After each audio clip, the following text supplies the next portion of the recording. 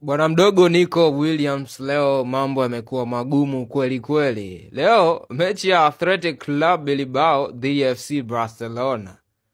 Uwanjani ilikuwa ni Barcelona versus Athletic Bilbao, lakini nje ya uwanja kwa mashabiki ilikuwa ni Nico Williams versus FC Barcelona, kwa sababu kila mpira ambao ameushika bwana Nico Williams, shughuli ilikuwa ni moja tu kwa mashabiki, kupiga yowe, kuzomea kweli kweli, na amezomewa sana. Hakuwa na mchezo mbaya, lakini hakuwa na mchezo mzuri sana. Alikuwa na mchezo wa kawaida wakati amefanya attempt kadhaa. Kuna goli moja hivi amelikosa, ilikuwa linaingia kambani, lakini limeweza kugonga ile side net na kushindwa kabisa kuingia golini.